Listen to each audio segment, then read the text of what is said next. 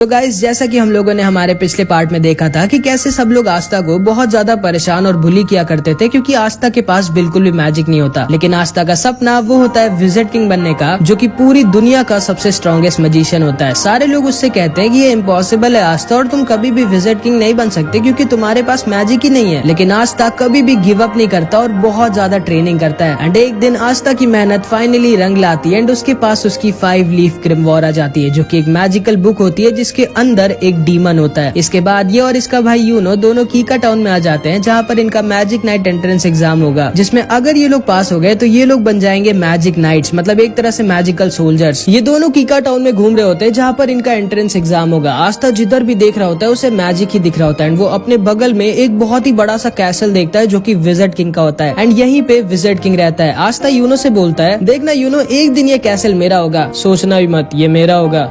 ये तो वक्त ही बताएगा कि हम दोनों में से कौन विजिट किंग बनेगा। इसके बाद हम देखते हैं आस्था, यूनो और बहुत सारे लोग एंट्रेंस एग्जाम देने आए होते हैं एंड आस्था सबसे पागलों की तरह कह रहा होता है, हेलो दोस्तों, मैं एक दिन विजिट किंग बनूंगा। एंड ताकि यूनो की बेइज्जती ना हो इसलिए वो ऐसे एक्टिंग कर रहा होता है जैसे वो आस्था को जानता ही नहीं है। आस्था यूनो दोनों एंट्रेंस गेट पर पहुंच जाते हैं एंड यूनो जब अपनी 4 लीफ ग्रिमवॉर दिखाता है तो सारे के सारे लोग शॉक्ड रह जाते हैं कि आखिर कौन है ये लड़का जिसके पास 4 लीफ ग्रिमवॉर है। एंड गार्ड उसे गेट के अंदर जाने देता है। लेकिन जब आस्था अपनी ग्रिमवॉर दिखाता है तो गार्ड को यकीन ही नहीं होता कि ये कोई ग्रिमवॉर है भी कि नहीं, क्योंकि आस्था की 5 लीफ ग्रिमवॉर इतनी ज्यादा रेयर होती है कि उसके बारे में कोई जानता ही नहीं है। लेकिन आस्था की बहुत ज्यादा रिक्वेस्ट करने के बाद गार्ड आस्था को भी अंदर जाने देता है। आस्था के पीछे एक लड़का खड़ा होता है जो बोलता है, ये लड़का काफी फनी लग रहा है मुझे। सारे के सारे बच्चे एंट्रेंस लॉबी में खड़े होते हैं एंड यहाँ पर जिसके पास जितनी कम मैजिकल पावर होती है उसके पास उतनी ज्यादा मैजिक बर्ड्स आती हैं एंड यूनो के पास एक भी मैजिक बर्ड नहीं आती। एंड सारे लोग सोच रहे होते हैं कि आखिर कौन है ये इतना स्ट्रॉन्ग मैजिशियन जिसके पास एक 4 लीफ ग्रिमवॉर भी है, इतनी स्ट्रॉन्ग मैजिकल पावर है कि एक भी चिड़िया इसके पास नहीं आ रही। एंड आते यूनो के पीछे 2-3 लड़कियां पड़ जाती है और हमारे बेचारे आस्था के पीछे ढेर सारी मैजिक बर्ड्स। एंड सारे लोग आस्था के ऊपर हंस रहे होते हैं कि लोग कौन है ये लड़का जिसके पीछे आधे से ज्यादा चिड़िया पड़ गई हैं। आस्था भागते भागते अचानक से एक आदमी से लड़ जाता है एंड ये आदमी बहुत ही ज्यादा बड़ा और ताकतवर दिख रहा होता है। आस्था को लगता है कि ये भी कोई बच्चा है शायद जो एंट्रेंस एग्जाम देने आया है एंड वो इससे पूछता है, तुम्हें लगी तो नहीं ना दोस्त। एंड ये आदमी आस्था का सिर पकड़कर उसको उठा लेता है और अपने हाथों से उसका सर पीसने वाला होता है और उससे कहता है, तुम जानते नहीं हो क्या मैं कौन हूँ। एंड ये आदमी कोई और नहीं बल्कि एक magic night squad black bulls का कैप्टन यामी होता है, जो कि सारे के सारे मैजिक नाइट स्क्वाड्स की सबसे बेकार स्क्वाड होती है। एंड आस्था बेचारा आते ही एक मैजिक नाइट स्क्वाड के कैप्टन से ही पंगा ले लेता है। यामी आस्था का सर पीसने वाला होता है, लेकिन तभी यामी के स्क्वाड के 2 मेंबर्स वहाँ पर आ जाते हैं, फिनरल और गॉर्डन। फिनरल बहुत ही बड़ा ठरकी होता है और गॉर्डन बहुत ज्यादा शांत और अच्छा होता है। फिनरल यामी से कहता है, अब यहाँ क्या कर रहे हो, जल्दी चलिए इवेंट स्टार्ट होने वाला है। जिसपे यामी बोलता है, अरे कुछ नहीं, मैं बस ऊपर जाने का रास्ता भूल गया था। एंड तभी एंट्रेंस एग्जाम स्टार्ट हो जाता है एंड यामी आस्था को छोड़कर वहाँ से चला जाता है। आस्था खड़ा होता है, तभी उसके पास ये लड़का दोबारा से आता है जिसका नाम सेक्के होता है एंड वो आके आस्था से दोस्ती कर लेता है। एंड तभी वहाँ पर सारे के सारे 9 मैजिक नाइट स्क्वाड्स के कैप्टन आ जाते हैं एंड ये सारे के सारे बहुत ज्यादा स्ट्रॉन्ग होते हैं। एंड कहा जाता है कि पूरी दुनिया में इन सबसे स्ट्रॉन्ग सिर्फ एक आदमी है जो कि खुद विजिट किंग है। इस कैप्टन का नाम विलियम होता है और ये गोल्डन डॉन का कैप्टन होता है एंड इसकी स्क्वाड वर्ल्ड की नंबर 1 स्क्वाड होती है एंड सभी का सपना इसकी स्क्वाड ज्वाइन करने का होता है। और वहीं पर यामी की स्क्वाड ब्लैक बुल सबसे खराब होती है और उसमें कोई भी नहीं जाना चाहता। आस्था सेक्के से पूछता है, विजिट किंग कहाँ है? जिसपे सेक्के आस्था से बोलता है, विजिट किंग थोड़ी ना इन सब छोटे मोटे इवेंट्स में आएंगे, वो हमारे किंगडम के किंग है, उनके पास और भी ज्यादा इंपॉर्टेंट काम होते हैं। विलियम सबसे कहता है, टाइम आ चुका है तुम सबके एग्जाम को स्टार्ट करने का। एंड वो अपना मैजिक यूज करता है एंड आसमान से एक बहुत ही बड़ा पेड़ नीचे आ जाता है एंड सारे के सारे कैंडिडेट्स को एक एक मैजिकल ब्रूम दे देता है, मतलब एक जादुई झाड़ू। ये तुम लोगों का पहला टेस्ट होगा और तुम सबको अपनी मैजिक पावर से उड़ना होगा। सारे के सारे बच्चे अपनी मैजिक पावर से उड़ने की कोशिश करते हैं और सारे कैप्टन सबको ऑब्जर्व कर रहे होते हैं। यूनो सबसे ऊपर उड़ रहा होता है और सारे के सारे कैप्टन्स को इम्प्रेस कर देता है। वहीं पर हमेशा की तरह आस्था बेचारा उड़ना तो छोड़ो, कूद भी नहीं पा रहा होता है इस झाड़ू को पकड़ के। तभी इन सारे कैप्टन्स में से एक कैप्टन नीचे जाकर एक लड़की को डांटता है जो इसकी बहन होती है एंड ये इससे कहता है, तुम ये एग्जाम देने क्यों आई हो? सिल्वर फैमिली की बेइज्जती मत करो, तुम ये एग्जाम पास नहीं कर पाओगी, चुपचाप घर लौट जाओ। एंड फिर वो वहाँ से चला जाता है एंड इस लड़की का नाम नोएल होता है। सेक्के आस्था से बोलता है, ट्राई करते रहो आस्था, तुम ये कर सकते हो। लेकिन हम सब ये जानते हैं कि आस्था ये नहीं कर सकता क्योंकि उसके पास मैजिक है ही नहीं। एंड इस वाले और इसके बाद की हर टेस्ट में आस्था बहुत ज्यादा खराब करता है। इसके बाद विलियम सबसे कहता है, अब तुम लोगों का फाइनल टेस्ट होगा। तुम सबको एक एक पार्टनर चूज कर लेना है जिसके साथ तुम लड़ाई करोगे। सेक्के आस्था से बोलता है चलो हम दोनों पार्टनर्स बन जाते हैं एंड आस्था उसकी बात को मान जाता है। इसके बाद आस्था और सेक्के दोनों तैयार होते हैं एक दूसरे से लड़ने के लिए। आस्था सेक्के से बोलता है ऑल द बेस्ट सेक्के, चलो हम दोनों अपना अपना बेस्ट देते हैं एंड जो भी हारेगा वो बुरा नहीं मानेगा और हम दोनों की दोस्ती पे कुछ फर्क नहीं पड़ना चाहिए। एंड अभी सेक्के अपना असली रंग दिखाता है। वो आस्था से बोलता है ध्यान से सुन गंदी नाली के कीड़े, मैं तेरा कोई दोस्त वोस्त नहीं हूँ। मैंने बस सिर्फ तुझसे इसलिए दोस्ती की थी क्योंकि मुझे पहले से पता था ये वाला टेस्ट होगा जिसमें हम लोगों को अपना अपोनेंट खुद डिसाइड करना होगा एंड इसीलिए मैंने तुमसे दोस्ती की थी ताकि तुम्हारे जैसे वीक लड़के को हरा कर मैं आराम से एक मैजिक नाइट बन सकूं। एंड ये कह के वो वहाँ से चला जाता है। आस्था एकदम शॉक्ड रह जाता है क्योंकि उसे लगा था कि उसको उसका पहला दोस्त मिल गया था। एंड ये सारे लोग भी बोलने लगते हैं क्या यार सेक्के तो बहुत चालाक निकला, वो आसानी से आस्था को हराकर मैजिक नाइट बन जाएगा एंड काश आस्था ने हम लोगों को चुना होता ताकि हम लोग उसको हराकर आराम से जीत जाते, क्योंकि इन सब को लग रहा होता है कि आस्था कोई बहुत ही बड़ा वीक लूजर है। सेक्के हंसते हुए तैयार होता है अपनी फाइट के लिए और अपनी ग्रिम वॉर निकाल कर तैयार हो जाता है। सारे के सारे कैप्टन्स और सब लोग श्योर होते हैं कि आस्था जीत नहीं पाएगा क्योंकि इन लोगों को पता ही नहीं होता है कि आस्था कोई लूजर नहीं है। इन लोगों की फाइट स्टार्ट होती है एंड आस्था अपनी ग्रिम वॉर से अपनी तलवार निकालता है एंड सेक्के के ऊपर सिर्फ एक अटैक करता है और सेक्के की बैंड बजा देता है। सारे के सारे लोग दंग रह जाते हैं कि ये क्या हुआ, ये लड़का तो बहुत स्ट्रॉन्ग है। एंड यूनो भी दूर से खड़ा होकर आस्था को देखकर हंस रहा होता है। सारे के सारे कैप्टन्स भी शॉक्ड रह जाते हैं एंड आस्था अपनी तलवार अपने कंधे पर रखता है और बोलता है मेरा नाम याद रखना सेक्के, आस्था, और मैं वो हूँ जो एक दिन बनेगा विज़र्ड किंग। इसके बाद और भी कई कंटेस्टेंट्स की लड़ाई होती है एंड फाइनली यूनो की बारी आ जाती है। यूनो से कोई लड़ना चाहता ही नहीं था क्योंकि कोई भी हारना नहीं चाहता था, लेकिन तभी यूनो के पास सलीम आ जाता है एंड इसी ने पहले यूनो पर अटैक किया था। ये यूनो से कहता है पिछली बार तो तुम बच गए थे लेकिन इस बार तुम नहीं बचोगे। एंड इन दोनों के बीच बहुत ही भयानक फाइट होती है लेकिन आखिरी में यूनो अपने मैजिक से सलीम को हरा देता है। इसके बाद एंट्रेंस एग्जाम खत्म हो जाता है और अब सारे के सारे कैप्टन की बारी होती है चूज करने की कि कौन से बच्चे को वो अपनी टीम में लेना चाहेंगे। अगर किसी भी बच्चे के लिए एक से ज्यादा कैप्टन ने हाथ उठा दिया तो बच्चे को डिसाइड करना होगा कि वो किसकी स्क्वाड में जाना चाहेगा, लेकिन अगर किसी बच्चे के लिए किसी भी कैप्टन ने अपना हाथ नहीं उठाया तो वो बच्चा फेल हो जाएगा। बहुत सारे बच्चे एक एक कर फेल हो रहे होते हैं और आस्था को बहुत टेंशन हो रही होती है कि वो फेल ना हो जाए। एंड फिर बारी आ जाती है यूनो की और जिंदगी में पहली बार 9 के 9 कैप्टन अपना हाथ किसी बच्चे के लिए उठा देते हैं क्योंकि ये सब के सब यूनो को अपनी टीम में लेना चाहते थे। अब यूनो को डिसाइड करना होता है कि वो किसके ग्रुप में जाएगा और यूनो गोल्डन डॉन यानी कि the best magic night squad चुनता है। एंड इसके बाद बारी आती है हमारे आस्था की। आस्था बहुत ज्यादा डरा होता है और मन में बस यही बोल रहा होता है प्लीज गॉड मेरे लिए बस कोई एक कैप्टन हाथ उठा दे। एंड आस्था का ऑक्शन शुरू होता है और कोई भी कैप्टन अपना हाथ नहीं उठाता है, जिसका मतलब था कि आस्था फेल हो जाता है। आस्था बहुत ज्यादा दुखी हो जाता है और वहाँ से जाने वाला होता है, लेकिन तभी यामी खड़ा होता है और बोलता है तुम जानते हो बच्चे तुम फेल क्यों हुए, क्योंकि तुम बहुत ज्यादा वीक हो और तुम्हारे पास मैजिक भी नहीं है। फिर आखिर तुम सोच भी कैसे सकते हो कि तुम मैजिक नाइट बन सकते हो। इसके बाद यामी अपनी मैजिकल पावर दिखाता है जो कि इतनी ज्यादा स्ट्रॉन्ग होती है कि आसपास की जमीन हिलने लगती है। वो नीचे कूदता है और आस्था के पास आकर बोलता है मैंने सुना कि तुम विज़र्ड किंग बनना चाहते हो, तुम्हें पता तो है ना विज़र्ड किंग बनने के लिए तुम्हें मुझे और उन 8 कैप्टन को हराना होगा। और तुम्हें क्या लगता है तुम हम 9 के 9 कैप्टन को कभी जिंदगी में भी हरा सकते हो? जिसपे आस्था बोलता है मैं जानता हूँ कि मैं बहुत वीक हूँ और मेरे पास मैजिक भी नहीं है, लेकिन मुझे फर्क नहीं पड़ता कि मैं कितना वीक हूँ। मुझे फर्क नहीं पड़ता कि आप सारे कैप्टन कितने स्ट्रॉन्ग हैं। अगर विज़र्ड किंग बनने के लिए मुझे आप सबको हराना पड़ेगा तो मैं आप सबको हराऊंगा एंड एक दिन मैं जरूर बनूंगा विज़र्ड किंग। जिसको सुनकर यामी जोर जोर से हंसने लगता है और आस्था से कहता है मुझे तुम पसंद आए बच्चे, मैं तुम्हें अपनी स्क्वाड में लूंगा और तुमसे बहुत मेहनत करवाऊंगा ताकि तुम बन सको विज़र्ड किंग। एंड जिंदगी में पहली बार किसी ने आस्था के सपने पर विश्वास किया होता है और उस पर हंसा नहीं होता है। आस्था बहुत ज्यादा खुश हो जाता है और यामी को थैंक यू बोलता है। एंड उसके बाद ये एंट्रेंस एग्जाम फाइनली खत्म हो जाता है और आस्था का पेट खराब हो जाता है। वो बाथरूम में हल्का होने गया होता है, लेकिन तभी वहाँ पर सेक्के आ जाता है जो आस्था से अपनी हार का बदला लेना चाहता था। वो आस्था के ऊपर अपना मैजिक लिजर्ड छोड़ देता है और ये अगर आस्था को काट लेता तो आस्था की जान भी जा सकती थी, लेकिन तभी यूनो आकर आस्था को बचा लेता है और सेक्के को डराकर उससे बोल सोचना भी मत कि तुम आस्था के टक्कर के हो या फिर तुम आस्था के आसपास भी आते हो। आस्था मेरा राइवल है, वो मेरी टक्कर का है, अब चुपचाप निकलो यहाँ से। एंड सेक्के डर के वहाँ से भाग जाता है। फिर आस्था और यूनो दोनों निकल जाते हैं अपनी अपनी मंजिल की तरफ एंड जिंदगी में पहली बार अब ये लोग साथ में नहीं रहेंगे। यामी आस्था पर गुस्सा होता है क्योंकि वो बहुत देर से हग रहा होता है। इसके बाद फिनरल अपने मैजिक से एक पोर्टल खोल देता है और आस्था, यामी और ये दोनों आ जाते हैं ब्लैक बुल्स के बेस पर, जहाँ पे अब से आस्था रहेगा। आस्था खुशी खुशी अपने नए घर का गेट खोलता है, लेकिन उसकी खुशी ज्यादा देर तक नहीं रहती क्योंकि बेस के गेट पर अचानक से एक ब्लास्ट हो जाता है और आस्था रॉकेट बनकर दूर जाकर गिर जाता है। यामी बोलता है स्वागत है तुम्हारा ब्लैक बुल स्क्वाड में।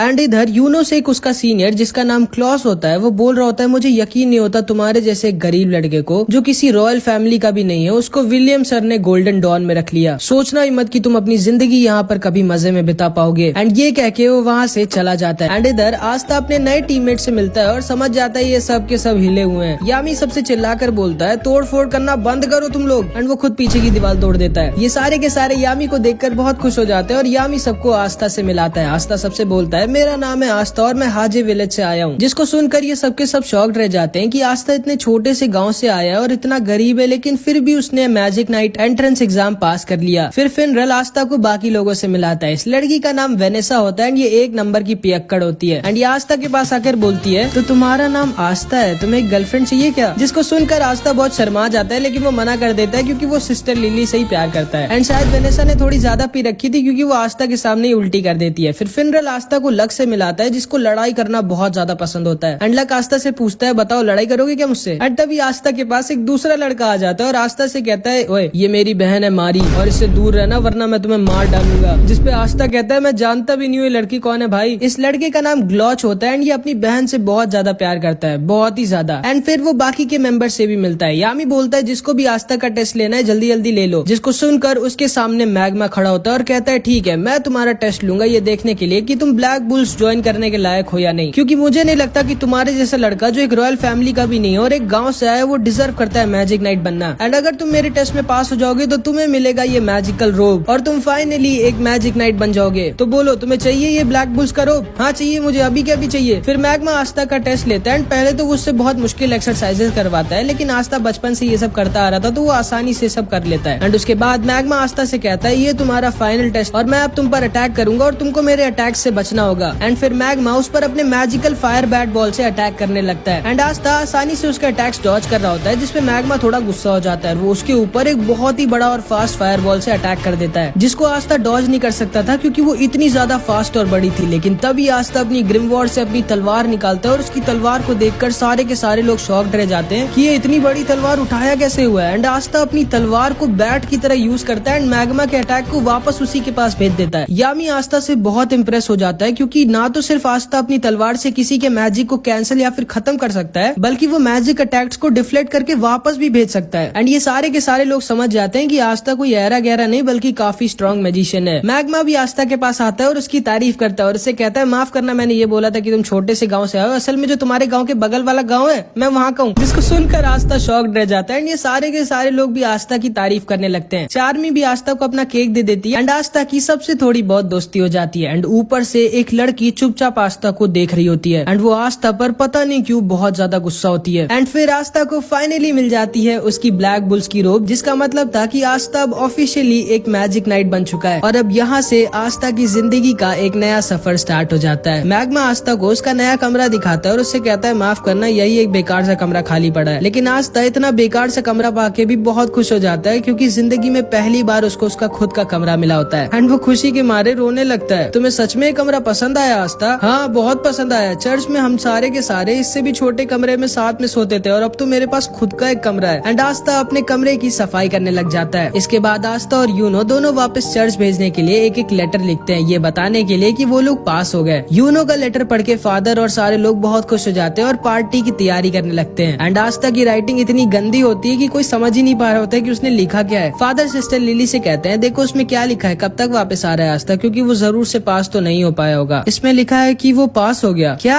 सारे के सारे चर्च के लोग शॉक्ड रह जाते हैं कि आस्था कैसे पास हो गया। मैक्स, सिस्टर लिली सब के सब बहुत ज्यादा खुश हो जाते हैं। बस फादर थोड़ा सा दुखी हो जाते हैं क्योंकि अब आस्था उनके पास वापस नहीं आएगा। आस्था सुबह सुबह खुशी खुशी उठता है और अपनी रोब पहनकर तैयार हो जाता है और जैसे ही वो अपने कमरे से बाहर निकलता है खंबे से लड़ जाता है। मैग्मा वहाँ आता है और पूछता है तुम ठीक तो हो ना बच्चे? हाँ सेंपाई मैं ठीक तो हूँ, लेकिन कल ये खंबा यहाँ पर नहीं था, आज अचानक से कैसे आ गया? ओ ये असल में हम लोगों का कैसल अपने आप शेप बदलता रहता है। जैसे कल हम लोग दूसरी मंजिल पे थे, आज हम लोग चौथी मंजिल पे हैं। तुम्हें थोड़े दिनों में इसकी आदत लग जाएगी। उसके बाद मैग्मा आस्था को पूरे कैसल में घुमाता है, किचन, बाथरूम, लड़कियों का बेडरूम जहाँ पे वो लोग नहीं जा सकते थे, और यामी के पेट्स के पास जो कि बेसमेंट में लॉक होते हैं। मैग्मा बोलता है ठीक है आस्था, आज तक इन सब की देखभाल मैं करता था और मुझे बहुत दुख के साथ कहना पड़ रहा है कि आज से तुम इन लोगों की देखभाल करोगे और इनका अच्छे से ख्याल रखना, क्योंकि यामी सर छोड़ेंगे नहीं तुमको अगर इनको कुछ भी हुआ तो। एंड आस्था यामी के पेट्स को खाना खिलाने के लिए आगे बढ़ता है, लेकिन ये पेट्स खाने को नहीं आस्था को खाना चाहते थे। वो दोनों वहाँ से भाग जाते हैं और हॉल में रेस लगाने लगते हैं, लेकिन तभी उनके सामने वही लड़की आ जाती है जो कल आस्था को ऊपर से देख रही होती है। एंड ये लड़की कोई और नहीं बल्कि नोएल होती है। एंड यामी ने आस्था के साथ इसको भी अपनी स्क्वाड में लिया होता है। मैग्मा बोलता है आस्था, इसने भी तुम्हारी तरह कल ही ब्लैक बुल्स ज्वाइन किया है। आस्था आगे बढ़ता है और नोएल से हैंडशेक करने के लिए अपना हाथ आगे बढ़ाता है, लेकिन नोएल उससे हाथ नहीं मिलाती और बोलती है किसने तुम्हें परमिशन दी मुझसे बात करने की गरीब कीड़े, जिसको सुनकर आस्था गुस्सा हो जाता है। फिर ये लड़की बोलती है मैं हूँ नोएल सिल्वा, रॉयल फैमिली की। एंड नोएल सिल्वर फैमिली की होती है जिसका ये कैप्टन भी था, और इनकी रॉयल फैमिली पूरे किंगडम में नंबर 2 पर आती है विलियम की फैमिली के बाद। आस्था गुस्से से बोलता है कीड़ा किसको बोल रही हो तुम, यहाँ पर तुम कोई रॉयल नहीं हो, तुम भी मेरी तरह एक ब्लैक बुल्स की मेंबर हो और हम दोनों टीममेट्स हैं। नोएल आस्था पर गुस्सा हो जाती है और वो उसके ऊपर एक मैजिकल अटैक कर देती है, बट नोएल का निशाना इतना खराब होता है कि उसका अटैक जाकर मैग्मा को लग जाता है। मैग्मा उठता है और बोलता है मुझे क्यों मारा, मैं तो कुछ बोल भी नहीं रहा था। जिसपे नोएल बोलती है मुझे तुम पसंद नहीं हो इसलिए। क्या बोला तुमने, तुम्हें पता नहीं है कि मैं तुम्हारा सीनियर हूँ और तुम्हें सीनियर से कैसे बात करनी चाहिए। अगर तुमको ब्लैक बुल स्क्वाड में रहना है तो तुमको अपने सीनियर्स की इज्जत करनी होगी। जिसपे नोएल मैग्मा से कहती है मैं खुद नहीं आना चाहती थी स्क्वाड में। एंड वो ब्लैक बुल्स के रोप को उनके सामने फेंक कर वहाँ से चली जाती है। इसके बाद आस्था ऐसी अपने बेस के बगल वाले बगीचे में घूम रहा होता है, लेकिन तभी उसके ऊपर अचानक से एक वाटर अटैक आ जाता है। वो सोचता है अबे ये कहाँ से आया। वो थोड़ा सा अंदर जाता है तो देखता है नोएल प्रैक्टिस कर रही होती है, लेकिन वो चाहे जितना भी ट्रेन कर ले उसका निशाना कभी सही से लगता ही नहीं है। एंड इसीलिए उसकी रॉयल फैमिली में सब उसका मजाक उड़ाया करते थे, क्योंकि वो अपने सारे भाइयों बहनों में सबसे वीक थी। एंड जब वो पैदा हुई थी तभी उसकी मम्मी खत्म हो गई थी, इसलिए उसके भाई बहन उससे और ज्यादा नफरत करते थे। आस्था चुपकर नोएल को देख रहा होता है और तभी नोएल आस्था को देख लेती है। एंड आस्था को देखते ही नोएल को लगता है कि अब आस्था भी सबकी तरह उसका मजाक उड़ाएगा। एंड वो आस्था के ऊपर अपना अटैक करने लगती है, लेकिन वो अपने मैजिकल पावर संभाल नहीं पाती और खुद के ही मैजिकल अटैक में फंस जाती है। एंड क्योंकि नोएल रॉयल फैमिली की होती है इसलिए उसमें बहुत ज्यादा मैजिकल पावर होती है। एंड वो खुद के एक बहुत ही ज्यादा स्ट्रॉन्ग मैजिकल अटैक में फंस गई होती है। ये लोग भी बाहर आकर देखने लगते हैं कि नोएल खुद ही अपने मैजिक में फंस गई है। फिनरल बोलता है हमें जल्दी से कुछ करना होगा वरना नोएल खत्म हो जाएगी। जिसपे यामी बोलता है हम लोग इस पे कुछ नहीं कर सकते, क्योंकि अगर उस चीज पर हमने अपना मैजिक यूज किया तो हम लोग नोएल को भी हर्ट कर देंगे। एंड अभी केवल वही कुछ कर सकता है। फिनरल पूछता है कौन। एंड तभी नोएल के अटैक से आस्था सीधे उड़ के यामी के हाथों में आकर गिर जाता है। यामी बोलता है बिल्कुल सही टाइम पे आया तुम, मैं तुम्हें ही ढूंढ रहा था। अब वहाँ ऊपर जाओ और अपनी तलवार से नोएल के मैजिक को खत्म कर दो। आस्था कहता है हाँ वो तो ठीक है, लेकिन मैं वहाँ ऊपर जाऊंगा कैसे, तुम उसकी चिंता मत करो बच्चे। एंड यामी आस्था को उड़ाकर नोएल के पास फेंक देता है। एंड आस्था अपनी एंटी मैजिक से नोएल के मैजिक को खत्म कर देता है और नोएल को बचा लेता है। ये दोनों नीचे गिर रहे होते हैं, तभी फिनरल अपने मैजिक से इन दोनों को बचा लेता है। यामी जोर जोर से हंसने लगता है और आस्था से कहता है मुझे तुम बहुत पसंद हो लड़के। एंड तभी नोएल भी होश में आ जाती है। उसे लगता है कि आस्था उसके पास आकर अब सबकी तरह उसका मजाक उड़ाएगा कि वो सही से मैजिक यूज नहीं कर सकती, लेकिन आस्था उसके पास आकर उसकी तारीफ करने लगता है। वो उससे कहता है मुझे यकीन नहीं होता तुम्हारे पास कितना ज्यादा मैजिक पावर है। अगर तुम अपनी मैजिक पावर कंट्रोल करना सीख गई तो तुम बहुत ही ज्यादा स्ट्रॉन्ग हो जाओगी। एंड ये सारे के सारे लोग भी नोएल की तारीफ करने लगते हैं और उससे बोलते हैं चिंता मत करो, हम सब तुम्हारी मदद करेंगे ताकि तुम अपनी पावर्स को कंट्रोल करना सीख सको। नोएल भी बहुत खुश हो जाती है क्योंकि वो समझ जाती है कि उसको उसकी असली फैमिली से भी अच्छी फैमिली मिल गई है। आस्था फिर से नोएल की तरफ अपना हाथ बढ़ाता है और इस बार नोएल आस्था का हाथ पकड़कर खड़ी हो जाती है। एंड नोएल को आस्था थोड़ा सा अच्छा लगता है, मतलब समझ रहे हो। एंड वहीं पर दूसरी तरफ यूनो का सीनियर क्लॉस यूनो को बहुत ज्यादा परेशान कर रहा होता है और उसके साथ बिल्कुल भी अच्छे से पेश नहीं आ रहा होता। एंड पता नहीं क्यों ये यूनो से इतनी ज्यादा नफरत करता है, लेकिन शायद इसको पता नहीं है कि इसके साथ आगे क्या होने वाला है, जो कि हम नेक्स्ट पार्ट में देखेंगे।